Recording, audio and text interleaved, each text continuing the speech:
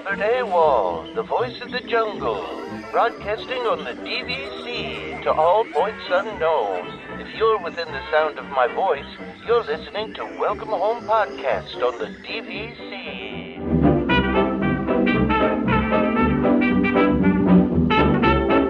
Hello and welcome home. This episode of Welcome Home is brought to you by DVC Rental Store. Thank you for joining us on episode 323 of Welcome Home, a Disney Parks and Vacation Club podcast. I'm Tom, I'm here with Trevor. How's it going, Trevor? Hey, pretty good. Trying to get into the fall vibes, or I guess maybe it's not. I don't know what it's like there for you, but it is very much like you know we're like a week into fall, and around here it's like it's been actually abnormally hot. So it's felt like summer right up until the end of summer. And it's just really been the last like 2 days that the temperature started to drop. And the funny thing is that around here, it's like as soon as it gets a little bit cold, all the trees turn yellow and like start dropping leaves. Like it's just funny how quickly it switched. So I'm trying to get into it. I actually made myself a London fog and I put some pumpkin spice flavoring into it. So okay. I know you don't like pumpkin spice, but I'm no, I like the spice. I just don't like pumpkin. Okay, well, so I like pumpkin spice, just not pumpkin itself. Yeah. So I've got a pumpkin spice London fog going right now to try and embrace fall a little bit. Well, when do the Halloween decorations go out for you, though? I mean, how long can you hold your wife off on those, or no? So we actually don't really do Halloween decorations anymore either, because it got to a point that the problem is that around here you're kind of gambling with it because they will, or depending on how the weather goes, like it can, if it's nice when Halloween's over. You take up the decorations, especially like stuff on the lawn. Like you end up having to like put stakes into the lawn and stuff to get things to stay. The problem here though is that depending on how the weather is progressing up to Halloween, you can have all that stuff frozen into the ground. Yeah. So then it actually is. It's way harder to take up the Halloween decorations and then put out the Christmas decorations. So we decided years ago that we don't put out Halloween decorations because we're like, well, we're just like, they're going to be up for, maybe a month. And then we're switching them out for the Christmas decorations anyway, because yes, my wife is she's a bigger fan of Christmas than she is of Halloween. She's listening to this going, no, honey, we're not putting up the Christmas decorations before Halloween. And I've already said that, but I'm going to say it again because we're talking about this. You should you should run your decorations on Disney schedule, right? So like Disney doesn't start putting up Christmas decorations until after Halloween. That is what we do. That is the rule, is that we say, we don't put any of that. And actually, so technically that's a little bit of a lie because we actually do. We already have our Christmas lights up in the backyard, but the only reason we do that is because we kind of set them up and then we don't have to mess with them or anything. And we don't take them down, is what you're saying. Yeah. We leave them up way longer than we should. But then also because it sucks trying to put them up again when it's really cold after Halloween. But we just don't turn them on until after Halloween. So yeah, it's always too like with like, especially with like string Christmas lights, the like, the wires like get really hard in the cold. Like even just like a little bit of cold, it's a lot harder to like wrap them around stuff. They get brittle and they break and stuff. So yeah, it's easier to set it up or I found it's easier to set them up when they're warm. So that makes sense. We're like I said, but as far as like fall goes, I'm trying to like, I'm very much a summer person. And so I don't like fall, but I'm trying to like, I'm trying to embrace it a little bit this year, but so that's where I'm at today. But I know we had talked before this I'm struggling for a cold today. Tom's not feeling great, everyone. So if he's, if I say anything really stupid, it's blaming on the cold. The medication's doing it, but also, we are human. If you need to like step away and cough or whatever, it's fine. And that's why we have mute buttons, my friend. Exactly. That's why we got mute buttons. Listen, this is probably, I was talking to Trevor about this. We've been doing this a really long time now. And I mean, Trevor's powered through colds on here. I think I've had pneumonia at least once on and done the show. I've had COVID multiple times and done the show. Like, we still do the show, and that's, we still want to put something out for everybody. And so, I feel pretty good for the most part. It's just, the coughing thing. I think everyone here has had a cough in their life. You can't always suppress it when it's going on. So despite my best efforts and multiple medications, I'll try my best here. But I like I said, I'm in pretty good shape. So, but thank you. I was going to say to you, you asked how it was down here. And I mean, just a couple days ago down here it was 90 degrees, which is 32 Celsius. Yeah. Yeah, no. The most we've been at is 28, which that's like really hot around here. Still, that's pretty warm. Yeah. I mean, listen, it has been getting colder at night too. But it's been very warm, and this is funny. I talked about this on the show. I did a Weird Al concert a couple months ago, and it was like 95 degrees, and it was an outdoor thing. Well, I went to another concert on Wednesday night, also at an outdoor amphitheater, and it was 93 degrees when I got there. And then it slowly went down, but as it went down, the humidity went up, right? So like we eventually got down into like the 70s, but then the humidity was up at like 85%. So it was like nothing changed. It was cool, but it was gross out, like it felt gross. And I'm like, why do I do these outdoor concerts? They're fun and all, but like, I mean, given it's not my choice, it's the artist I want to go see happens to be the venues that they pick is, I get it too. We have a couple of outdoor venues here, but they're really only active in the summer for the most part. Yeah. But that same kind of thing is, looking at, maybe this is a symptom of getting older, and it's kind of the same thing of like going to Disney is, when you're going to like, anywhere where it's like there's going to be a lot of people, you kind of have to think about it from like, okay, if it's going to be really hot, do I have space away from people, or is this going to be just like a miserable experience where like everybody's crowded in, right? Like, that's and especially a concert, I can see that, right? Is you kind of have to gauge if it's worth it or not. Luckily, this particular concert was not sold out. So there was actually like a whole bunch of seats to my left and to my right. And so, which was kind of nice because it got to spread out a little bit, which was cool. I mean, here's me though. I always feel bad for the band in that situation. I'm like, man, that must stink to like look out there and see like empty seats. You want to have it. Yeah. But what are you going to do? Anyway, so all that. But listen, I'm going to try my best to power through this today. I think I'll be all right, but just FYI, for everybody out there, that I do have a cold. So if I do sound kind of nasally, that's the other reason too. But we're going to get through it. So, all right. So why don't we start with a listener question? Because Chris in the Discord was kind enough to put in a question for us, and okay, so I'm going to preface this one by. This is our opinions, and anything that we say here is not fact, and everyone is well within their right to have their opinions on the subject. There was a lot of disagreement about this question in the Discord. Yes, there was. So actually, all Chris said was, "What is your least favorite quick service in the parks?" Yeah, everyone went Magic Kingdom on this, which I was actually kind of surprised by.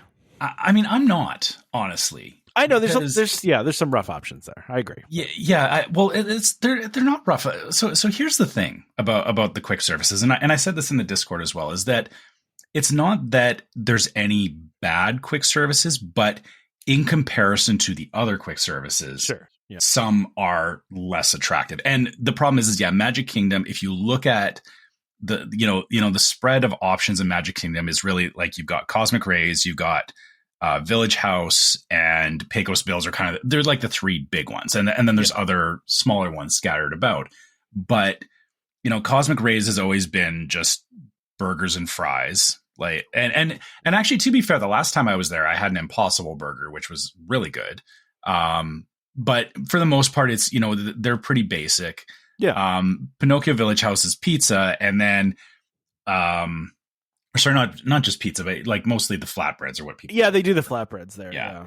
And then you've got Pecos Bills, which, and I said this too in the Discord, that Pecos Bills used to be way better. And it's taken a few hits in the menu over the last couple of years. And like even the last time we were there, like the selections are like, oh, you get like these taco bowls, but it's like they changed up the recipe or they changed up what they're doing, and it's just not as good. And the thing that I liked about it was that it was very customizable, and they took a lot of that away. And I think that was really the big selling point of it. So then, because all of those options are kind of like, they're just like basic fast food options. Whereas, even talking about this with my wife, looking at even at connections in Epcot, like the menu connections is really good. Like there's a lot of good stuff on the menu. Yeah. And they just don't have that in Magic Kingdom. So I was trying to rank in my head, Trevor, of parks with best quick service versus worst quick service, right? Mm-hmm. And part of me, so my ranking in my head goes Epcot, Animal Kingdom, Magic Kingdom, Hollywood Studios last. Last for me is Hollywood Studios, just because there's so few options in Hollywood Studios. And it's, because you basically have the ABC commissary, and you have the one that's over by Indiana Jones, and Galaxy's what else Edge. You got? What's that? You've got Galaxy's Edge. That's I don't know. I mean, I don't know if I really because they got like the Ronto wraps and everything there, and it feels so limited though. It's not like a sit down restaurant. It's like but it's a quick service, right? So I just don't like my options there. I think that there's not enough quick service options there. And honestly, if we were going to do worst ever, I mean, Pizza Rizzo was not great. Just going to throw that out there. That's gone now, so maybe it doesn't count. But I mean, okay, I'll be honest. If I'm going for theme park pizza, the bar is very, very low to begin with. That's very true, yeah. Like I don't, I know what you're saying. And I mean, to be fair, I think I ate at Pizza Rizzo like once. And then before that, it was actually when it was Pizza Planet back. It's pretty much the same thing though. I mean, exactly. But it's a re-theme. But you're right. Like it was never, that was never good. And it's it's gone now. So I guess that doesn't, it doesn't count because it's gone. Right. And sorry, I am going to defend Docking Bay 7 in Galaxy's Edge here. Like I'm actually just looking at the menu right now. There's pork ribs, there's tuna poke, there is I can't even Prajand hot chicken tip yip. Oh yeah, the tip yip. Yeah. So they've got so like crispy chicken and stuff. Like it's, I just wouldn't think to go to Galaxy's Edge to have lunch. You know what I mean? Like it's not convenient. Right. And I think that's a bit of the harder part too, is that you like when I started thinking about this question, my problem is that, for a lot of quick services, when I find one that I like, I just go back there. So I'm not necessarily like trying all them, although over time I have tried a lot of them just due to circumstance and all that. I do kind of agree with your assessment from the park level, but like I'm really struggling. I don't want to. You don't want to give your worst. I mean, technically, the one that I'm the least excited to go to, but I do end up going there every time, and it's only because of the fact that it is one of the biggest and most convenient ones is Cosmic Rays. I don't mind Cosmic Rays. I really don't. But you're right. This is the thing, though, is that it's not that I dislike it, and it does the job, man. Is that it is entirely functional. It, like I said, it's a huge location. It serves the purpose, but honestly, it is the most boring, and that's why I think it's the worst, because like. I'm very much, and my wife can attest to this. My wife hates ordering food for me. Like, if we're doing if she's like ordering something on Skip the Dishes or something, she'll give me the phone and be like, pick what you want, because I'm always, because like most of the time it'll be like, I will pick something on from she'll know if we're having like Subway, he usually gets this kind of sub, but like every once in a while I'm like, oh, what else did they have on the menu? And I really dive through the menu and go looking for something new. Right. And this is the like, same thing. Trevor, you're like my wife. You will get the same thing sometimes, but then every once in a while you're just like, let's do something really random.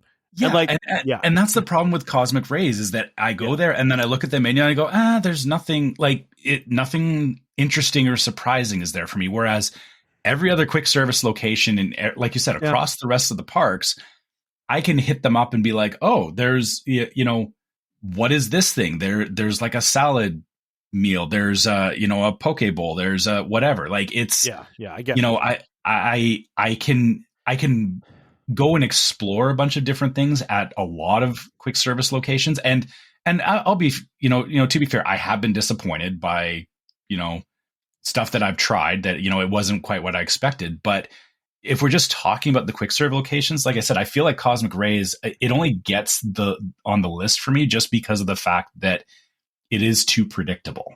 I get that. That. So it's not necessarily bad. So please, Yeah. So please don't come for me because I'm calling out Cosmic Rays like this. Okay? How dare? I know. How dare you? Yeah, I know. Are there really, like people that are like stands for Cosmic Rays? Okay, people love Cosmic Ray, like specifically the fact I love Sunny Eclipse. Sorry, you're right. Sunny Eclipse. I meant they love Sunny Eclipse, and I was trying to remember. He has a cousin, I think, in one of the other parks. But I don't know why I thought his name was Cosmic Ray for a second there. You're right. It's Sunny Eclipse.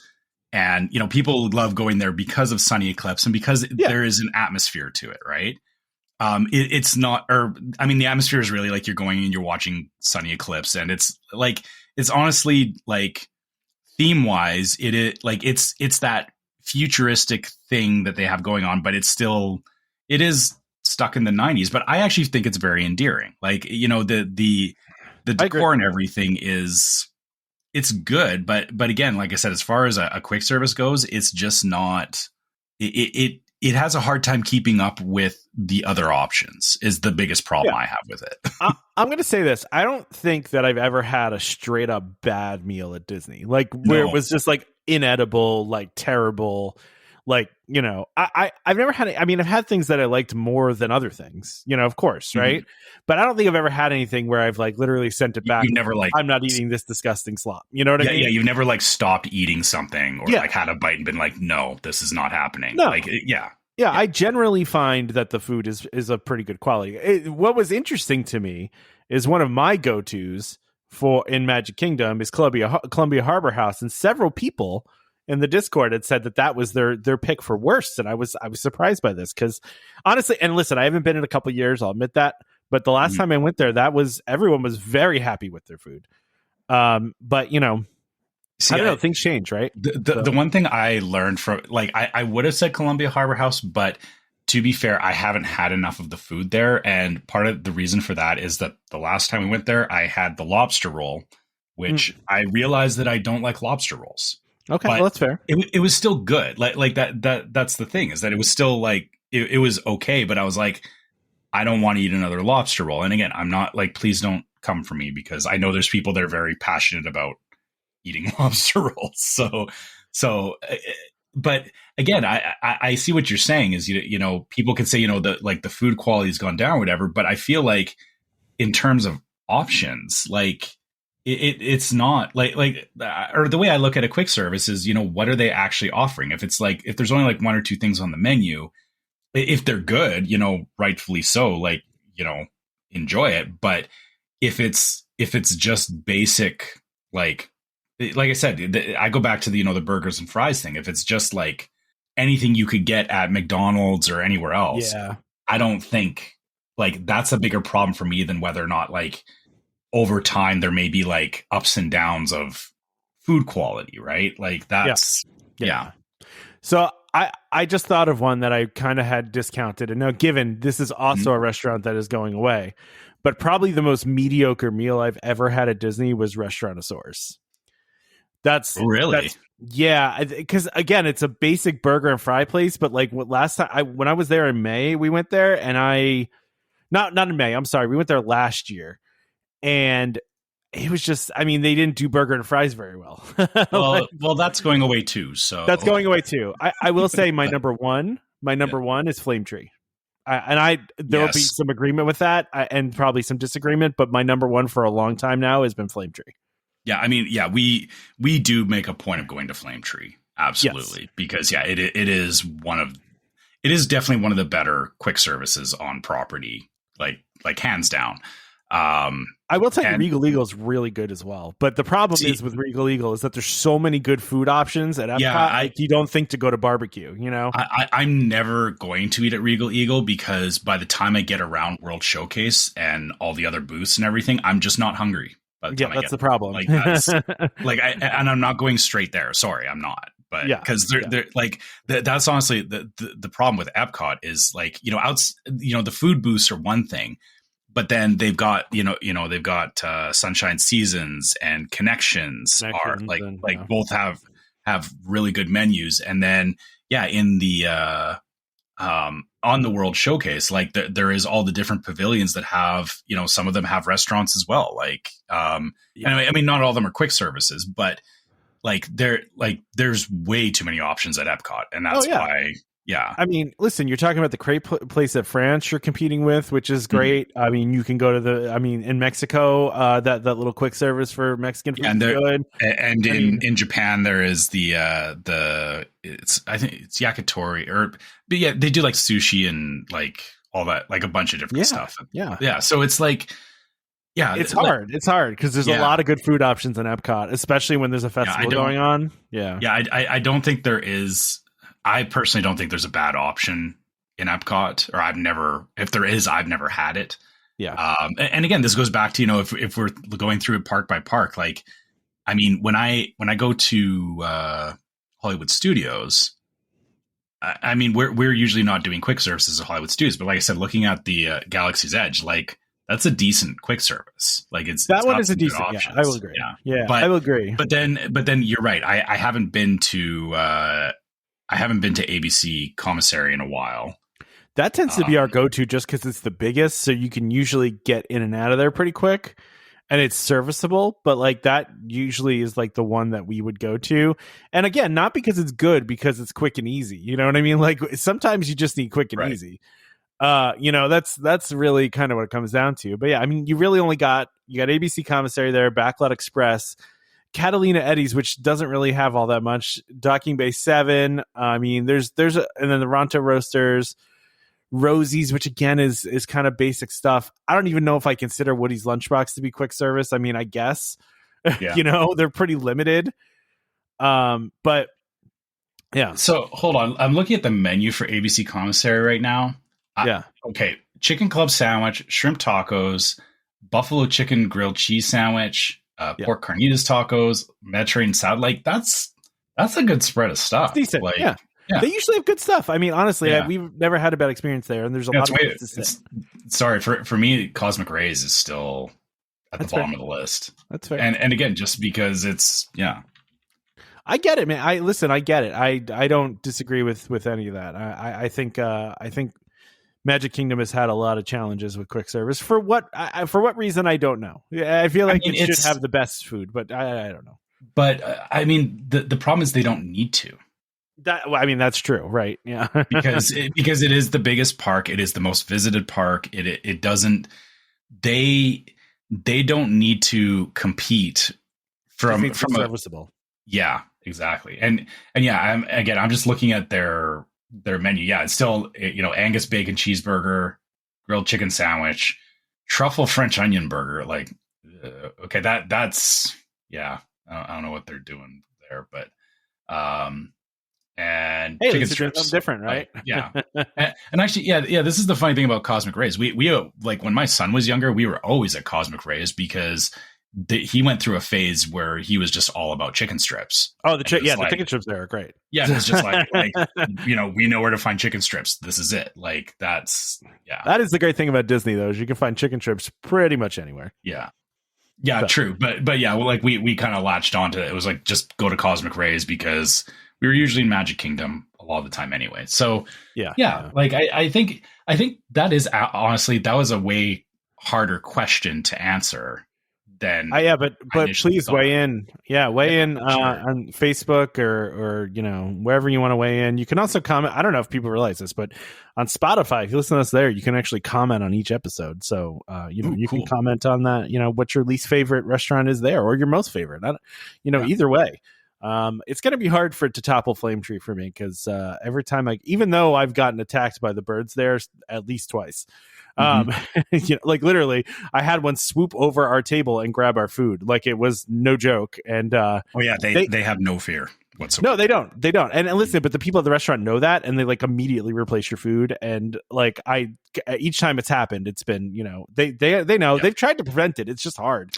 Yeah, I know that, like, we've talked about it like years ago, where like they were actually employing like people with dogs and stuff. They have like nets and stuff. Like it's a whole thing, man. Yeah. But listen, the wildlife agrees. Flame Tree, the best, right? It's the only place it happens. Yeah, I mean, squirrels get into everything, but the fact that birds are like overtly like attacking you for your food. That's they should literally put that on the sign. So good, the wildlife wants to eat it. Like, Yeah. So but that's true. You don't get that anywhere else on property. You don't. Yeah. But let's talk about some DVC stuff. So, we got a member exclusive. This is again. This is coming back again, and this is Hoop-Dee-Doo Musical Revue is going to have two special shows just for DVC owners. So the Hoop Dee Holidays, which is a great name, back for 2025. Two exclusive performances for DVC owners. You get a special commemorative keepsake and a unique themed pre-show.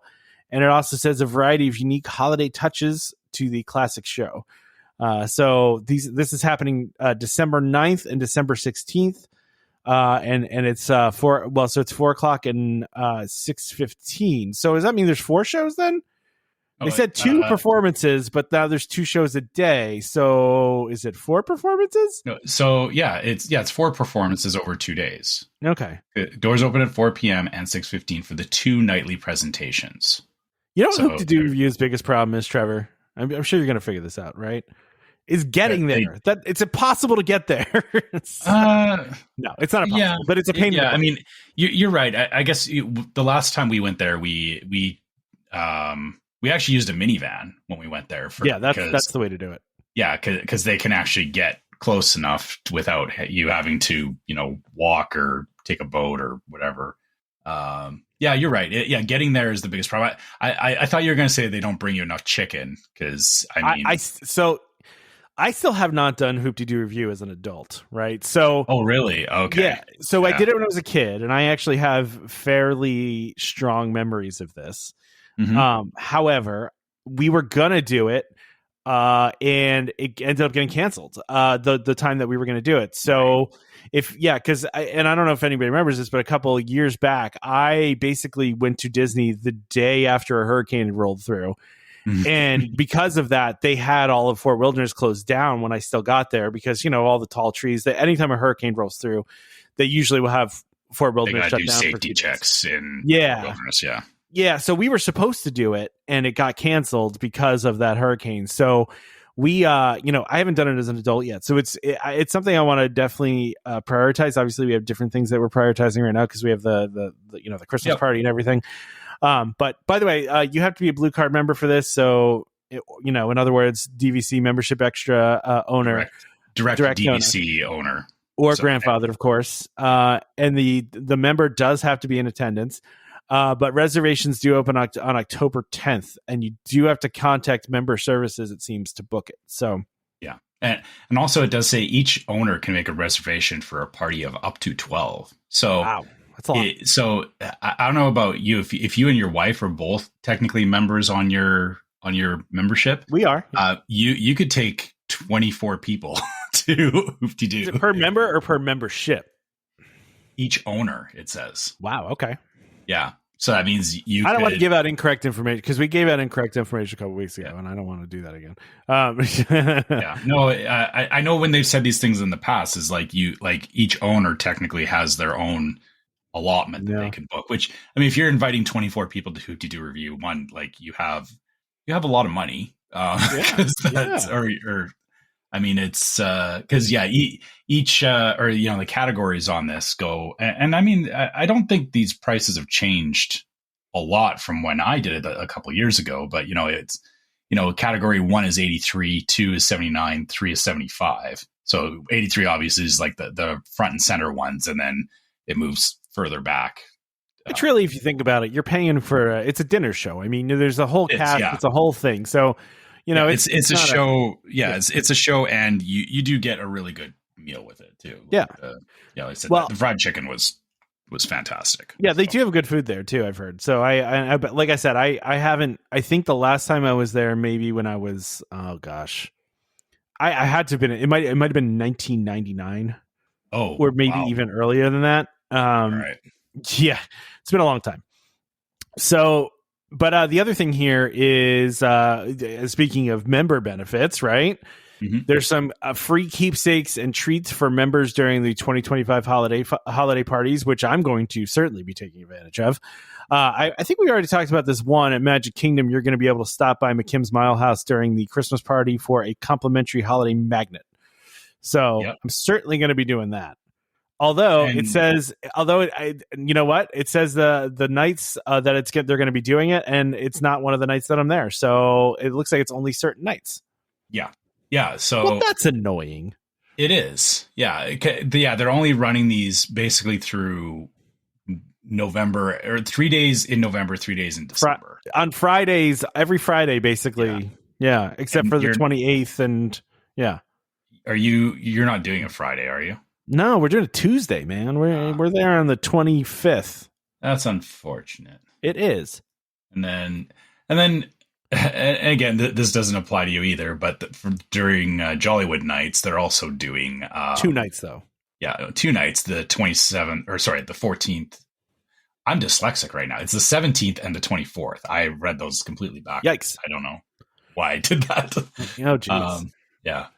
But yeah, so you can get those limited nights, which I guess if this is always the problem of if you do happen to be there for it, definitely take advantage of it. But I mean, it usually doesn't line up with I feel like we are the kind of people that don't go to the crazy busy events. Going back to the earlier part about going to like crowded concerts and stuff, is that this is the same kind of problem, is that they offer these extras, but for those of us that deliberately avoid the busiest times, we don't ever get to partake in these extras. Yeah, I mean, that's exactly right. Yeah. That's kind of annoying me that they're only doing it on Fridays at McKim's. Like, why? Just do it for all of them. Like, why do I gotta not get to do cool things because you only want to do stuff? Probably because they don't want somebody standing at I have to wonder what the intersection of DVC members and people going to the holiday parties is.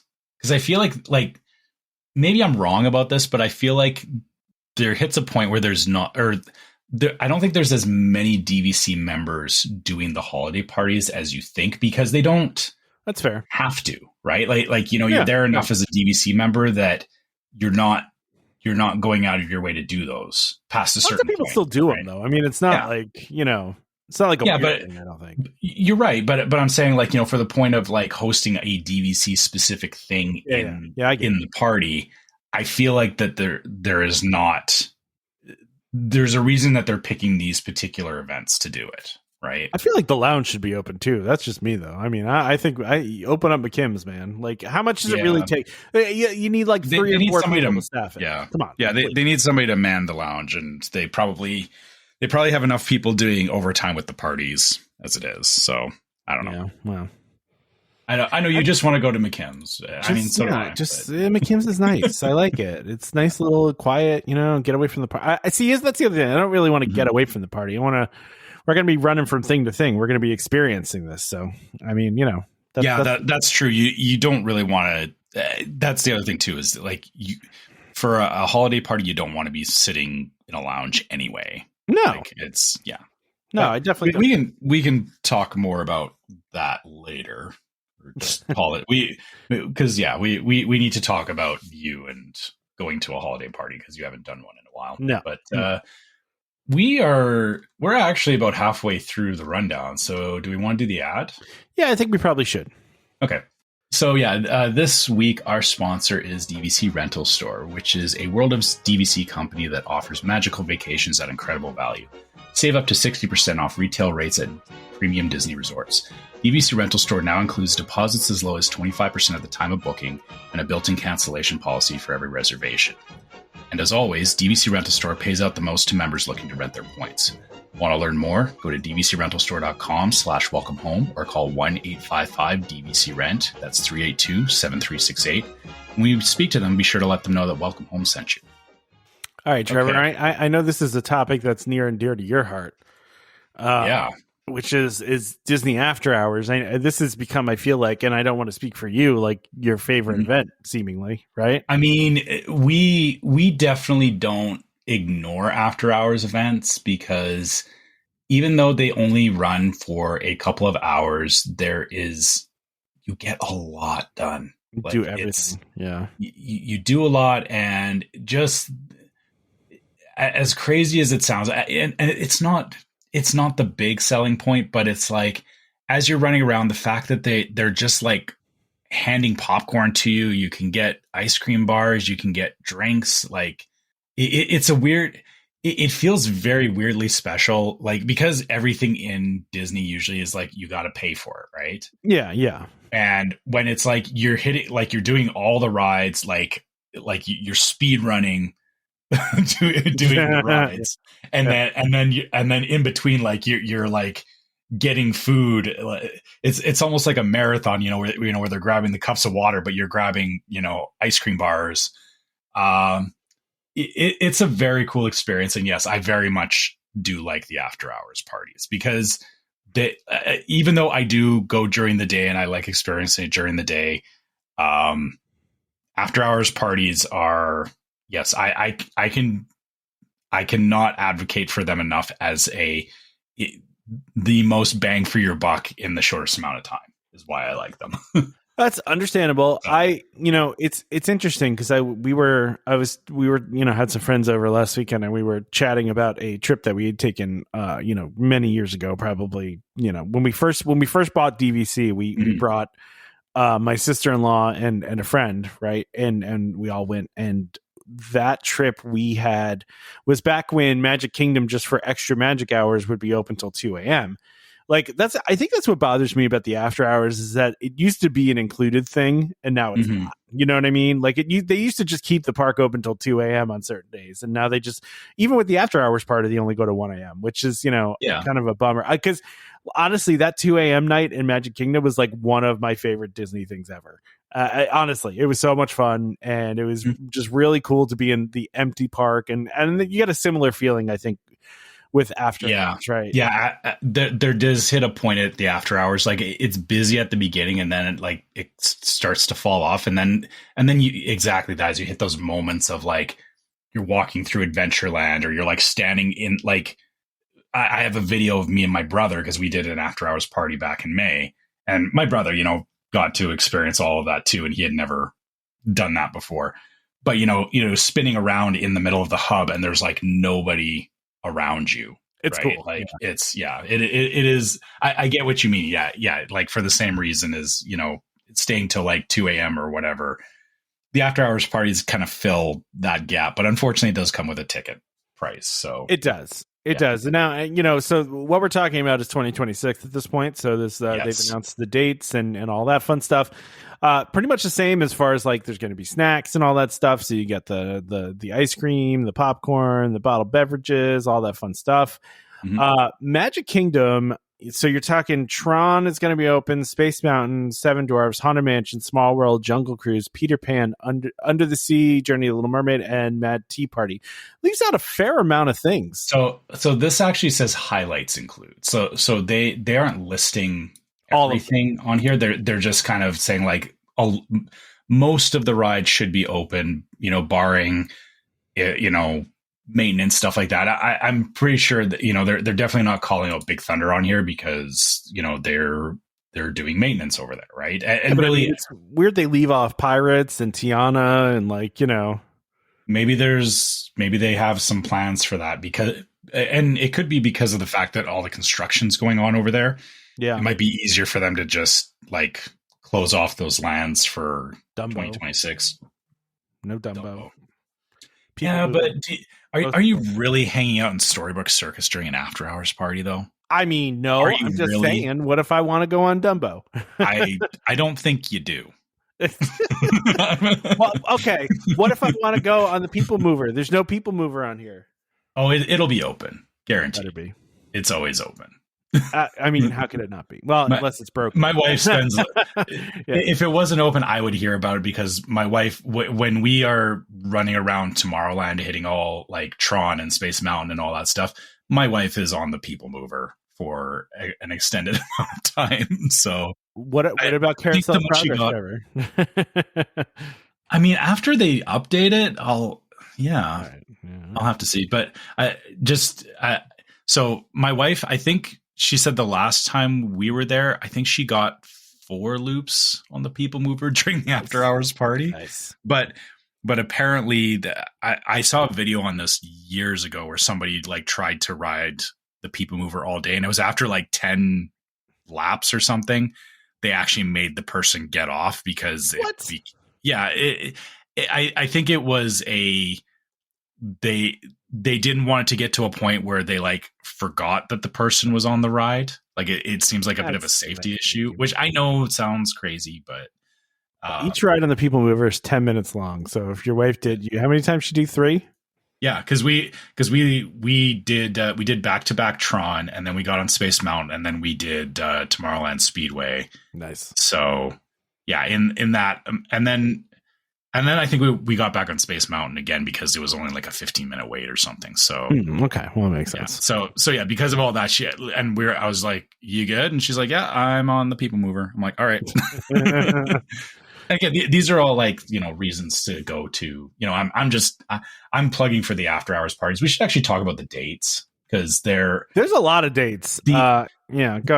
Yeah. So the way that they've got the dates spread out is I'm not going to list them all, but in Magic Kingdom, they start January 12th and they run up to July 27th. So like basically the first half of the year, you can get after hours parties. And then Hollywood Studios again starts in January but runs until September. So they're going a little bit longer with the Hollywood Studios after hours dates, which, I mean, I've never done a Hollywood Studios after hours party. I don't know that I would enjoy it quite as much as I do a Magic Kingdom one, but that's just me. I mean, but by the way, it does mention for Hollywood Studios, and I don't think I see it for Magic Kingdom, but it does say that DVC members or annual pass holders get $30 off per ticket. Yeah. So that's also part of why we go to. Yeah.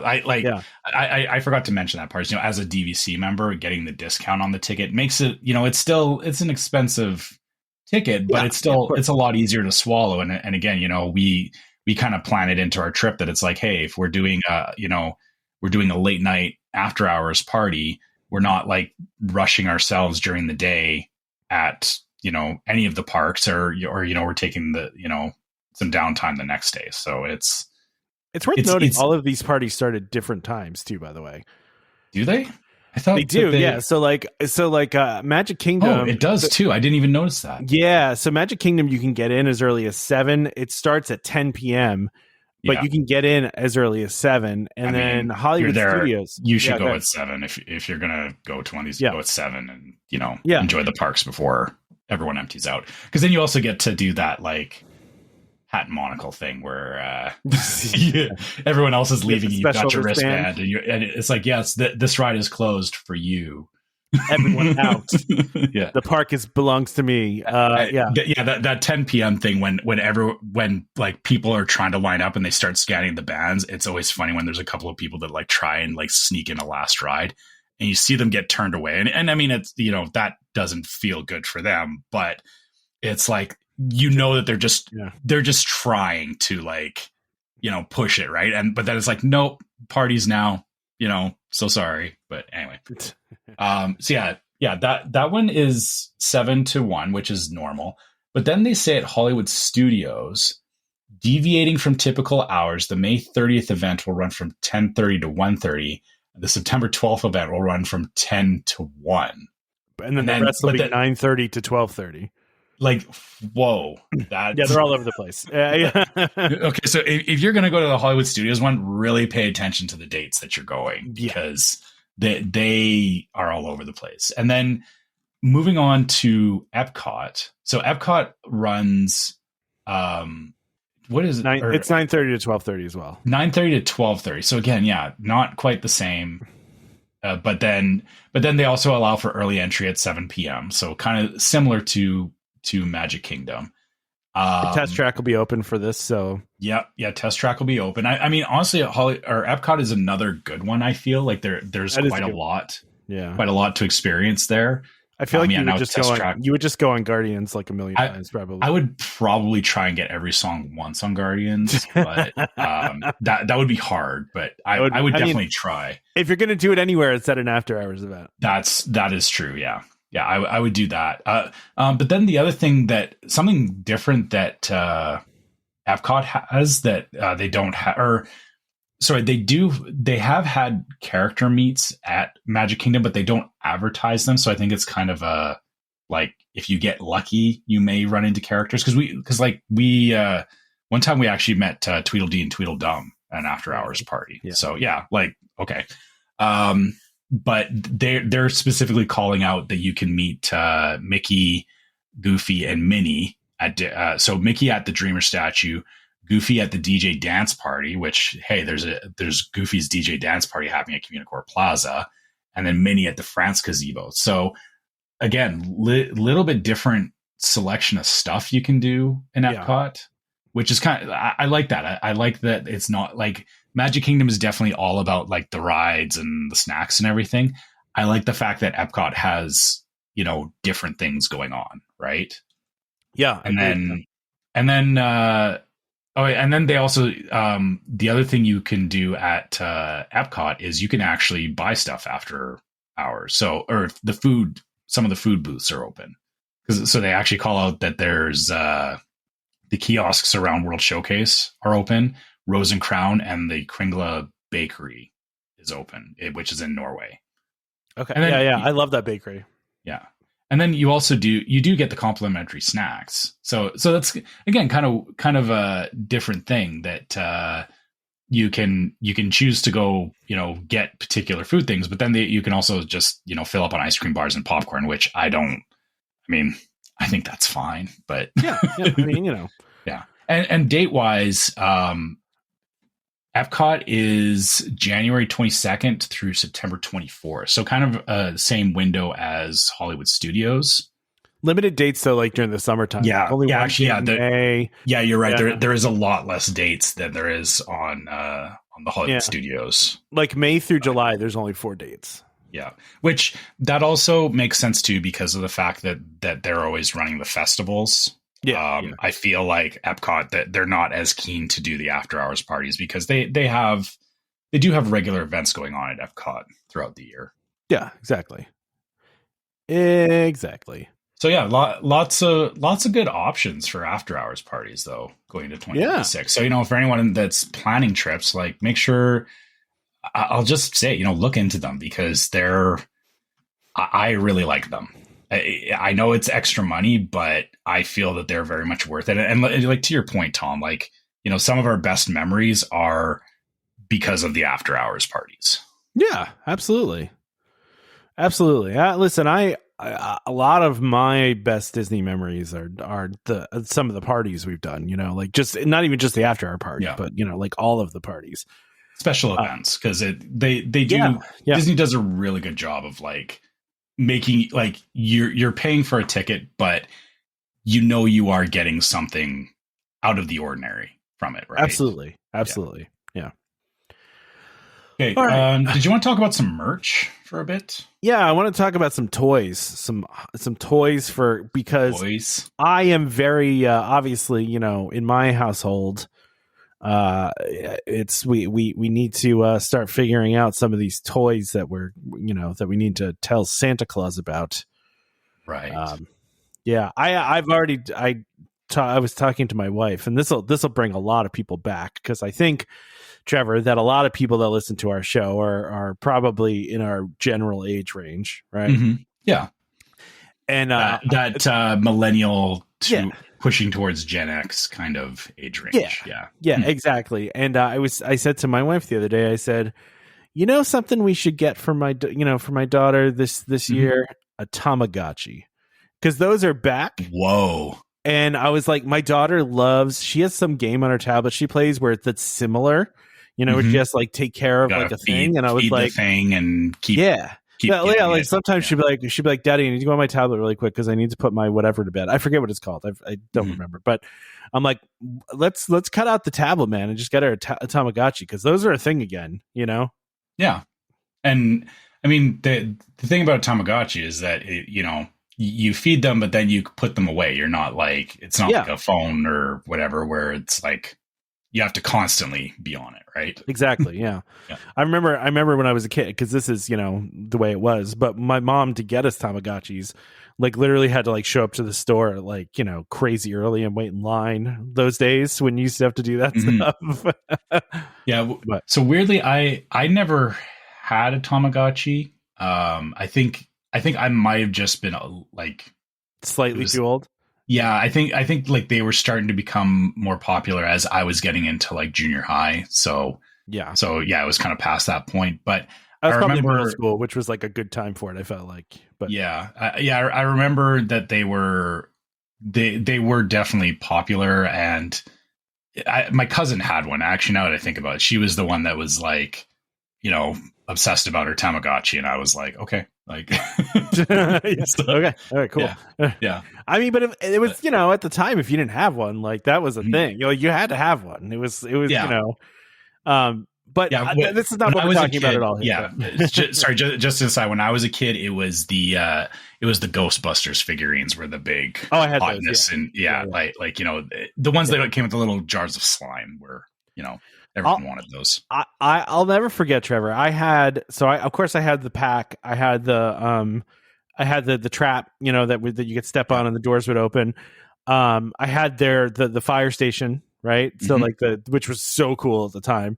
But the toy that I will never forget is I had a tank that was Teenage Mutant Ninja Turtles. Do you remember this? And it used to shoot pizzas. And it shot. I thought it was the van. No, there was a tank. It was like a tank, and it shot these hard plastic pizzas. Yeah. And it shot them so hard if you shot your friend with them, which is the first thing you do. I mean, that's, like it would leave like a red mark. Like I'm surprised eyes were not taken out by this thing. I remember it very distinctly. It was I got to find a picture of it, because I remember it very distinctly. And it was such a cool toy, but I found it. So, I love the internet. I love that I could just find stuff like immediately. It was so cool. I'm going to send you this, Trevor, because I need you to see this, but so like I said, all I can remember was the van. Yeah. But this is a tank. I like, we're not even. Oh, okay. Actually, wait, I do remember this now. Yeah. Okay. You remember this now, right? Yeah. Yeah. Mm-hmm. Yeah. This thing was, you had these hard plastic pizzas, and it shot that thing out, man. They were fast. Yeah. Yeah. Dude, I love this thing. This was the coolest thing ever, between that and the Ghostbusters stuff. Yeah. So there was that. And then what I was remembering was there was a van that did the same thing. So, there was a van, but the pizza throwing thing was just crazy. It's amazing how dangerous toys. I mean, I remember having the Creepy Crawler set, which was the it was like an easy bake oven for boys.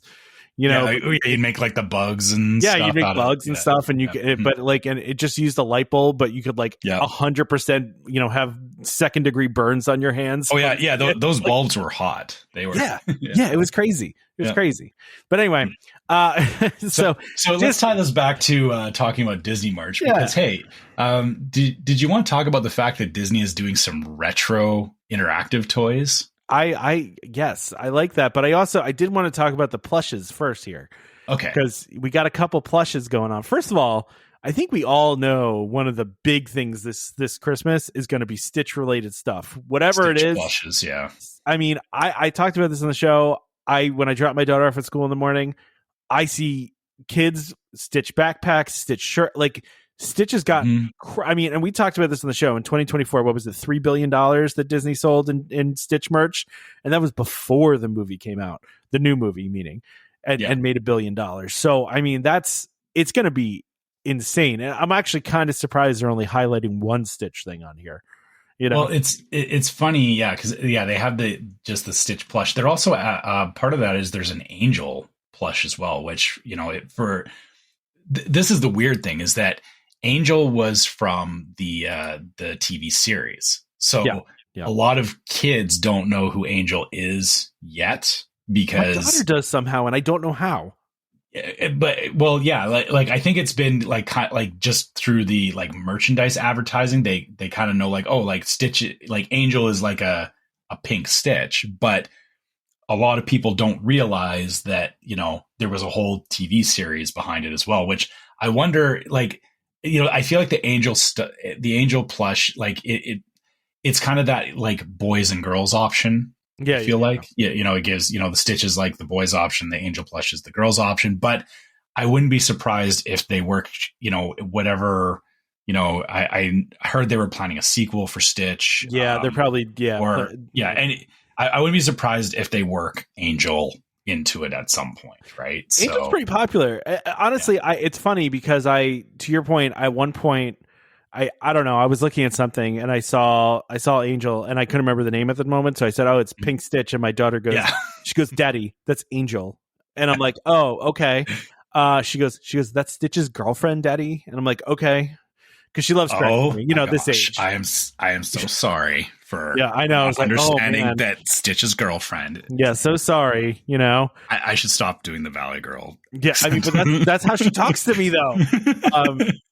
By the way, if you click on the Disney Store link that's right under plush here, it brings you to a bunch of die-cast cars and that they're selling. And these die-cast cars, it's not in their top 25 list that they have going on here, but they're die-cast cars themed to rides. Like there's a Jungle Cruise car, there's a Haunted Mansion car, there's a Space Mountain car, which literally just look like Space Mountain with wheels on it. Oh yeah, there's a monorail car. Like I've seen we had some die-cast Disney cars from back in the day. Like they've always sold some like not exactly these ones, but yeah, I know they've sold cars. I just have never seen like attractions like this before. Oh, I have some die-cast. I shouldn't say I do. They're my sons, but they're down in our basement. They were ride vehicle die-cast cars. So it was like the various like I don't remember that people mover. Yeah, it was a thing back like I want to say like early like 2013 kind of thing. No recollection of that. Yeah. So we do have some of those where like we actually have an Indiana Jones diecast. It doesn't have the hat on it like this one does, but yeah, so it's like that ride vehicle and a bunch of other ones from around the park. You want to talk about these retro ones now? I do. Okay. Disney has done a thing with Fisher Price where they brought back a bunch of classic Fisher Price toys, but they've obviously Disneyfied them. Yes. Yeah. So, but this is things like, I don't know if you ever had like the Fisher Price cash register when you were a kid. Yeah. Or the record player or the TV with like the TV that didn't actually like you just like turn the knob and TV. It had like a little sheet that moved around inside of it. But I remember like the cash register to me was the coolest thing when I was a kid because it was so like mechanical. Like, you know, you put the coins in and you pull the thing and they kind of like drop down underneath and roll out. Cool sound and everything. Yeah. That is super satisfying. And I will admit, even as an adult today, if I stumbled upon one of these, I would take a coin and drop it in just to, yeah, right. Like it's cool that, you know, Disney acknowledged that, you know, these things still like, it doesn't always have to be the latest technology thing. It can like, there's good toys that were just plastic toys, right? Yeah, I mean, I'm even looking at this Belle T cart set, and it may feel like it's beyond my daughter at 7 years old, but she would like love this. It's like, very fancy. Yeah. It's very much. I seem to remember my sister having something like this when we were kids. Like, you know, this is it very much falls into that. But yeah, I don't know. I mean, maybe I'll get something like this. But I mean, even if you don't, like I said, I'm just happy that Disney is doing this kind of stuff again. Like it felt like for a while they were kind of like everything was like, here's a plush, here's a shirt, whatever. Like this is some cool like Disney toys for your kids, right? Like if again, same kind of thing. You know, if this was around when my son was very young, he would have had this cash register 100%. It was just absolutely. Like I didn't know where, like, I'm sure that these things existed when my son was little, but the problem was finding them, right? Yeah. Like they weren't readily available there, because there was always like, you know, companies like Fisher Price are always trying to like, you know, invent new stuff and whatever. But this is like a classic, like, yeah, like the cash register should always be available, in my opinion. But I agree, man. Like, I agree. Then we go down to collector's items. So they got some collector's items, which includes the Walt Disney World Lego Castle, which I have Cinderella Castle in Lego form. I don't have this one. This one is a slightly smaller one coming out of it. Yeah, no, I don't have that one. This one is slightly smaller, slightly cheaper, because this one is only $400. I believe the one I had was $600. Which, you know, listen, Lego's an expensive hobby. If you're into Legos, it's not for the faint of heart or wallet, I guess. But this is a good alternative, I think, to the $600 version, because I think it's basically that, just a little smaller. So yeah, probably fits on your shelf better, I guess. Whatever shelf you're putting this on. I don't know if I told you this, but I built this in my living room, like, you know, on my coffee table, right? Like, just, you know, I just sit in the living room every night and do a little bit, and then I move it over to like a side table, right? Well, once I finished it, it was so big that I didn't really have a strategy to put it in its final place, which was, you know, across the house in my office. Oh, you didn't have like a board or something underneath to... No. And I was like, I can move this. This is not a problem. But listen, it's a castle. It's got these turrets that are pretty up, you know, or it's got that one turret that goes pretty high. And, you know, I felt like it was pretty well constructed, so it was good. I carried it. I got it all the way to its final resting place. And as I was putting it down, the turret fell off and smashed into a bajillion pieces. And I was like, okay, well, that didn't work out, but now it gives me a chance to rebuild it. So, you know, which is, I think the Lego builders, you know, thing that, you know, you like rebuilding these things. I don't have a current Lego set, actually. I need to get, I haven't seen one that has caught my attention, but I'm not building another Cinderella Castle. That's not going to happen. So yeah, I mean, you could get a matching one next to your other one. It just feels excessive. I mean, I've got a few too many. I mean, I'm kind of running out of space for all my Lego projects, to be totally honest. But anyway, so we got that, but then we also have, I guess there's a doll, a Snow White holiday doll. Okay. Yeah, it looks like a doll with a fancy dress. And I don't get these because I've never collected dolls, but it looks very fancy, and they're highlighting it as the Snow White holiday doll. Okay. But there's play sets, Trevor, and speaking of retro, the one all the way to the right, the Lincoln Logs. Yeah. I love Lincoln Logs, man. I used to love those when I was a kid. Here's the thing. It's funny. When I was a kid, I was not a Lego person. I was a Connects kid. I was all about Connects. I was all about Lincoln Logs, right? I loved Lincoln Logs. I loved Connects. I really didn't do Lego that much. I'm not looking back on it. It's probably because my mom looked at the price tag and was like, absolutely not. Yeah. You know?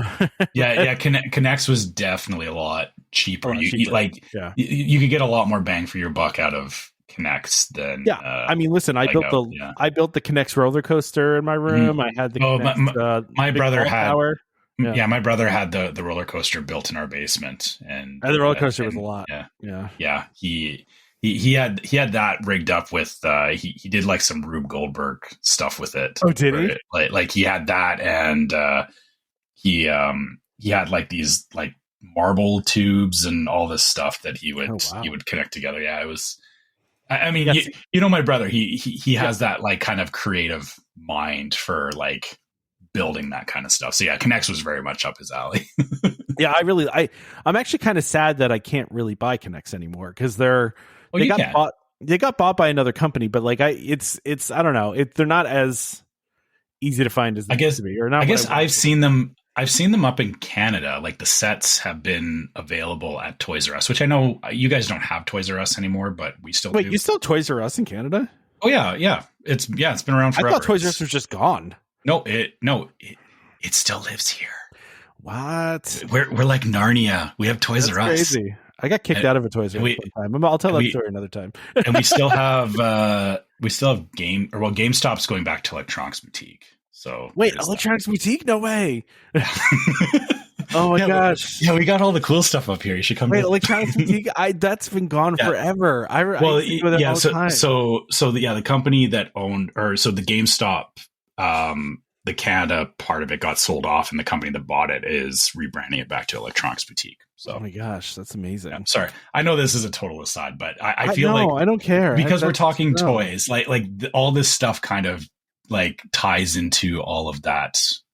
All of these Disney toys would be the things I would find at Toys R Us. Which, yes, you can still very much go to Toys R Us. That's crazy. I had no idea you could still get. I thought the one that has been around since I was a kid is still open, and I still go there. I was going there all the time when my son was younger. But if I need to go shopping for something for a baby shower or whatever, I will go there because, yeah.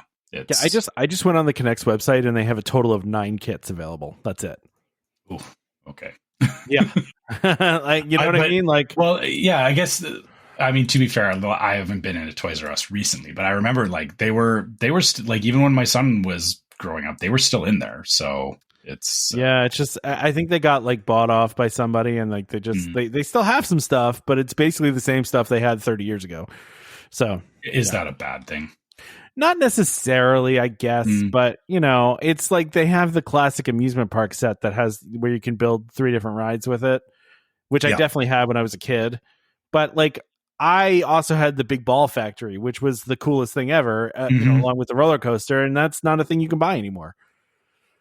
So anyway, but we totally got off topic there. We're just talking about toys of childhood. Tell us about your but you can blame that on the Disney. The Disney Lincoln Log set is very cool, and it looks like it has a little train track as well with a big. Well, they have a Country Bear themed one too, Trevor. Oh, is there too? Where is that? Yeah, that's if you go go back to the original first link and it's there, or you can search for it that's the one though, the train one. That one is Country Bear themed, so you actually get the Country Bears as little figures. Oh yeah. Sorry, I saw the Mickey in there because there's a Mickey, Donald, and a Daisy figurine. But I see the Country Bears now. Yeah. How great is that?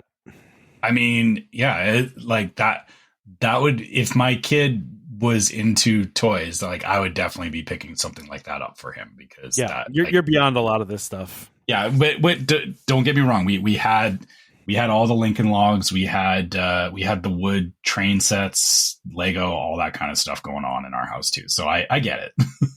This is making me want to do some building of something. But lastly, we got classic dolls and talking action figures, which is, classic Disney, right? Yeah. Classic. Yeah. Christmas toy stuff. I will say that this Tangled set reminds me, do you remember, I always saw the commercials for it was Polly Pocket. Oh yeah, my daughter's got a couple Polly Pockets. Yeah. Oh, okay. Yeah. I didn't know if that was still a thing, but it is. It is. Okay. Again, I don't keep up on that stuff, obviously, but the Tangled set is giving off that, or the Tangled figurines look like a Polly Pocket type. Yeah, set. It does. So yeah. Yeah, this is probably the section that I'm going to be in because my daughter really loves Barbies mostly, but I mean, she likes these kinds of dolls. I mean, she has all these princess, dolls already, and she uses them frequently. So yeah, I mean, that's probably where we're at. But there's also these really cool, the Stormtrooper talking action figure. Mm-hmm. That's pretty cool, I guess. Complete with the Captain America one too. I mean, it is Captain America one. Yeah. I like how the Stormtrooper has a couple phrases. These aren't the droids we're looking for. Close the blast doors, and all right, men, load your weapons. Those are the 3 things it says. What else would you want it to say? Man, Like, we suck at aiming. I was going to say, oops, I missed. Like, Yeah, like, wow, we're terrible as soldiers. That's what I can't believe I missed that. Yeah. I just want one to admonish the other for being really bad at shooting. That's all. Oh, that would actually be the funniest thing, is if they built like interactive where they would go back and forth and have like quip battles.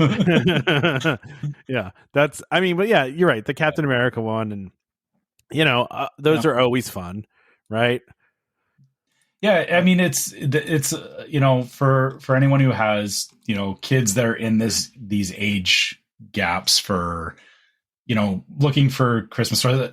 The weird thing is, like, I said I always enjoyed looking at the stuff, and when my son was younger, I was always like going through Toys R Us and checking out all this stuff, Disney, and there was a ton of different IP toys and all that. But the weird thing for me is I'm actually at that place now where, like, my son is, when I ask him what he wants for Christmas, it's like clothes, I guess, or like a gift card on Steam because he has a PC and he plays games on Steam, or like he's becoming very, very adult, which is sad because I can't live vicariously through him and buy toys. Buy the toys for yourself, Trevor. No one's judging. It's all good. Yeah, except that my wife if I did start buying toys for myself, my wife would be like, where are you putting this? Like, yeah, that's always the question, right? There's nowhere to put this in the house. I don't want like toys around the house.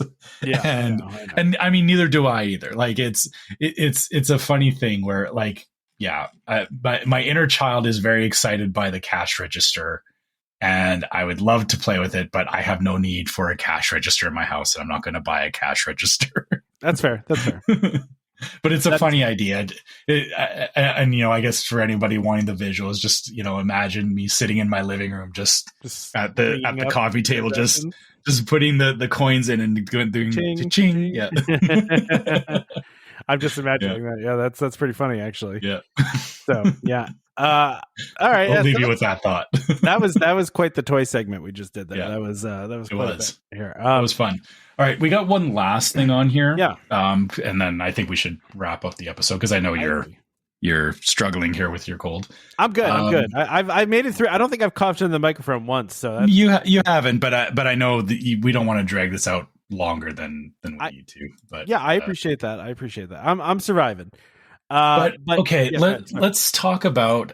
So I didn't realize that Soarin' in Shanghai was quite so different, but okay.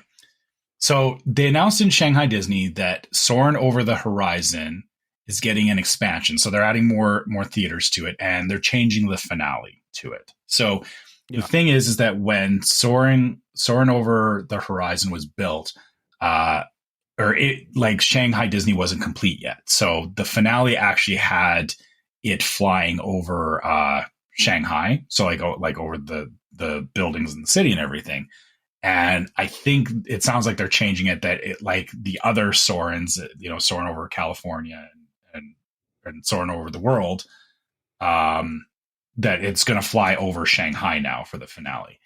But so I watched the video. So this link you sent me, Tom, I watched the video. Yeah, and the ride itself, it's Soarin'. Like there's nothing. It's generally the same ride. Yeah, yeah. The only thing that changes is the last scene. But the thing that actually struck me about it, and I didn't realize this, was the queue for this ride is like it's like Indiana Jones. Like the queue looks like it should be in Indiana Jones, and like the pre-show and everything is very like mystical. Like there.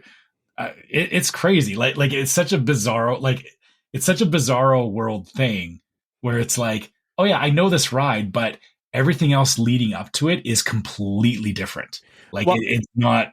Can we talk about though too that the pre-show still has the joke about taking the ears off, right? Yeah. Mm-hmm. Well, where we're used to Patrick Warburton saying these little beauties, but they still have that exact same scene, but it's a little different because the guy is wearing like like a really cool Mickey hat, by the way. I kind of want that. That thing is cool. But also, like, he makes like kind of a different face. He does like a, like kind of like oops, like kind of thing, instead of the one guy that looks up, so sadly. Well, I think that I think it's how it's conveyed is, the guy, the guy in Soarin', or like the Patrick Warburton version. Yeah. He is supposed to be like kind of going like, oops, sorry kind of thing. Yeah. But it comes across very like, he always like funny. It's the look up at the end where he's kind of looking up and I'm like, how dare you take away my Mickey ears? Like, Yeah. But very subtly, but yes. But yeah, you're right. The Mickey hat that the guy is wearing, it's an awesome Mickey hat. It's a toque. There's a bunch of different names for it, but yeah. Yeah, or I would call it a toque. It looks like a toque, but it's got Mickey ears on it, which is it's hilarious. Like a woven kind of like it's a cool hat, man. I want to know where I can get one of those. Absolutely. But the other thing too is that the pre-show is not done by Patrick Warburton. It's this character they have. I think her name is Grandma Thunder or something like that. If I saw it correctly. Oh, really? Grandma Thunder? No, Grandma Thunderbird is the name. Ooh, okay. Yeah. And again, it's this whole thing talking about like it's very like mystical. It is themed. Yeah. It's not like it's so weird looking at like just how the same ride was interpreted as something different. I very much enjoy that. And not to say that I, want them to change anything about Soarin' that we have here, but the one thing that I am very envious of, like I said, is the queue itself just looks awesome. Like it's the theme is just so different because obviously Epcot it's themed to just like flight, right? Like it's the idea of flight and the flight attendant thing. Here, like you said, like this woman turns. I don't know if you watched the whole thing, but she actually flies in as a bird and then turns. Yeah, because she's a Thunderbird. Yeah, and then turns into the person, and they're in the celestial observatory, and like that's their whole thing is they're like exploring the world that way. So I mean, it's kind of like you said, it's neat because like listen, the story for Soarin' at Epcot kind of thin. I think maybe they realized that. And then like redid it, I feel like if they had tried to, again, different cultures and all that, if they had tried to do it like, hey, you're getting on a plane, flying around the world, I don't think it gets conveyed as well in different, like, I mean, honestly, like you said, even for us, it's like, okay, like I'm getting on a ride. There's nothing like interesting about this. And the only thing that honestly does make it entertaining is Patrick Warburton's delivery of the pre-show stuff is very good. Like it's great. He kind of carries it, I think. Because like you said, there's nothing else going on in the queue. There's nothing else interesting to it. But then, like I said, I'm looking at this queue in Shanghai and they're like, it looks like a mix between they've got like artifacts in there, like you would find in like Everest, like, but then it's like stone walls, like Indiana Jones, which I know you've not been in the Indiana Jones queue, but it's like I've seen the queue in video. Yeah, I've watched it. Like it's just so like, hey, this is incredibly well themed. What happened to our sword? I mean, it's a fair point, Trevor. It is a fair point. I mean, I almost just wondering if like it is. Because I mean, obviously, the whole concept is like hang gliding, right? But they almost take it in, and maybe that's not really a thing outside of the North America. I don't know. Maybe that's why they had to change it because like the whole idea here is about hang gliding and maybe the mysticism celestial thing was easier for people to embrace that versus like you're getting in a hang glider, which like I get, some people could be like, oh, that seems scary, or, I don't want to get in a hang glider. Yeah. But, but I'm going to go on a mystical tour with a Thunderbird. Yeah, cool. Like that sounds pretty cool. Yeah, let's go with that Thunderbird. Yeah, she looks cool. I mean, to be fair, given my choice as well, if you're telling me I, take the hang glider or take the mystical Thunderbird ride, I'm like, I want the Thunderbird. Like, yeah, it sounds pretty cool. Yeah, I'm down for that. It's funny because I've watched a lot of videos of rides at like Shanghai, right? Yeah. And I just never thought to watch the Soarin' one because I'm like, it's Soarin', that's exactly it. Is that you initially go like, oh, it's Soarin', like whatever, it's just their version of Soarin'. Well, hold on. Hold on. It's not. They did a whole lot more there. I mean, yeah. And I mean, I watched Pirates because like I knew that their Pirates is like crazy technologically advanced compared to to our Pirates. And so, that one was getting a lot of the buzz. So, you watch that, but then it's like, why would I watch the Soarin' one? Right. Why? I mean, listen, someone could come at us and be like, how did you guys not know it was different? Because why would I know what it was different? It should. I mean, this is the thing. The pre-show is different. Yeah, that's it. That's the thing. I think I've watched it from the angle of like, oh, watch the ride. The ride itself is the same. Like the scenes are the same and all that. And it's like, okay, I don't need to see that again. But like I said, the part that got me was just this particular video you sent was like, oh, they're walking through the queue and everything. And I was like, oh wow, this is like, I would be excited to, and not to say like I enjoy lining up for Soarin'. Like, we do ride Soarin' all the time, but the queue is not the reason I'm there. No, right? No, absolutely not. No. This queue is like, I would be excited just to walk through here. It's a very cool. And I mean, listen, the ride experience is the same, right? Like it's not that different. But the build up to it is different. So anyway, sorry, just had to call that out because even though the big thing is they're going to get a different finale scene, which like we've seen that they do change up, or they have changed up the finale in North America and all that. That's fine, but like I said, I was just more taken aback by the fact that it's like, oh, everything else leading up to the ride is different. Exactly. Yeah. All right. Anyway, let's Trevor, huh? Let's finish off there. If you guys want to reach out to us, you can always find us at welcomehomepodcast@gmail.com because that's just where we are, and you can always send us trip reports, emails, whatever. Just share your thoughts about the show. We love hearing from you guys. Similarly, if you want to find us on social media, you can find us on Facebook as Welcome Home Podcast. You can find us on YouTube as Welcome Home Podcast. And you can find us on Instagram as Welcome Home Pics. Make sure on Facebook you do check out our group, Welcome Home Disney Waitlist, where we talk about all kinds of stuff from the show. There's sometimes memes in there and people sharing their own trip reports and, asking questions, all that kind of stuff. I think it's one of the better Facebook groups out there to be a part of, not just because it's my own, but I think we have some cool, we have cool people in there, and people are very good about sharing stuff. Please do check that out. If you'd like to help support the show, you can go to our store, which is store.welcomehomepodcast.co. We do have shirts and mugs and stuff on there. I know we've been saying this for a while. We will be looking at getting hats on the store. It's just, it takes some time for me and Tom to get together and organize things because we both have lives, obviously, outside of this. Yes, we do. Believe it or not. We are working on it. It's just us finding the time to nail stuff down. But like I said, if you want to support the show, the store is still there. You can find all kinds of different stuff. Like I said, I think, if you need some shirts for a trip, hey, we got shirts, if you want to help support the show, that's great. Similarly, if you want to go to Patreon, we do have a Patreon. You go to patreon.com/welcomehomepod. You can check out our different levels of Patreon support, which come with, you can get exclusive items for different levels of Patreon support that have a unique logo for the podcast that you can't get anywhere else. It is exclusive to our Patreon. And everybody who does support us on Patreon gets access to the Discord server, which, as we talked about, we have lots of conversations on the Discord server. Similar to Facebook, it's just another platform for that.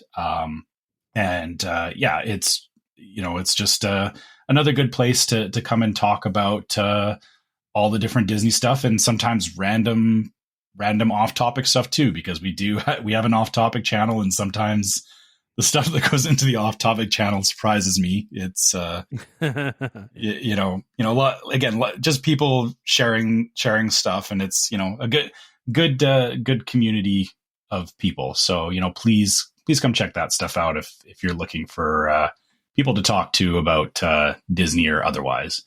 And last but not least, if you are listening on iTunes or Spotify or anywhere you can leave us a review or leave us 5 stars, leave us 5 stars, because it just helps the show out, you know, helps us continue to grow and, you know, get out there to more people.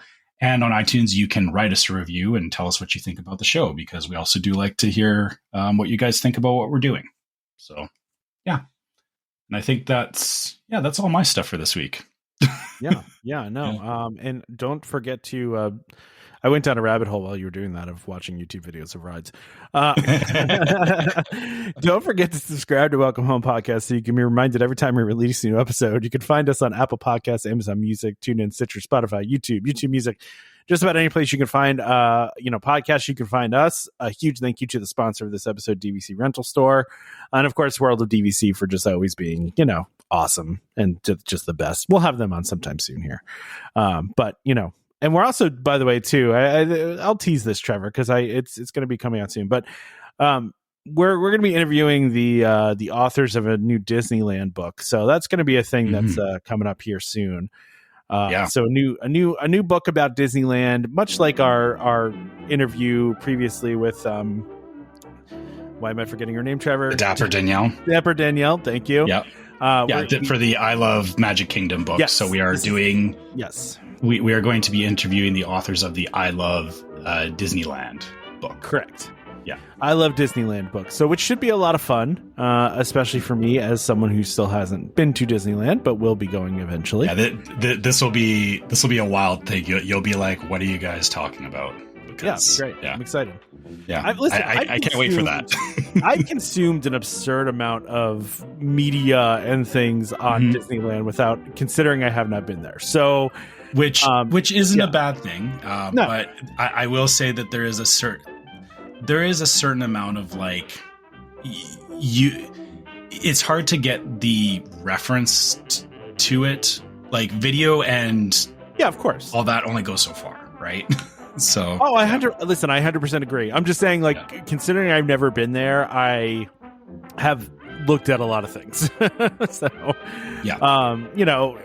but yeah, so we'll be doing that sometime soon here. Not sure when yet, just keep an eye out for that. It'll be coming. Yep. But join us next time for more Disney parks discussion, of course, more DVC talk. We hope to see you all real soon. This is Skipper Albert Awol, the voice of the jungle, signing off from Welcome Home Podcast on the DVC. Do a huddle when we hit its hair. How she can cuddle is no man's affair. I looked around from pole to pole, found her in a sugar bowl.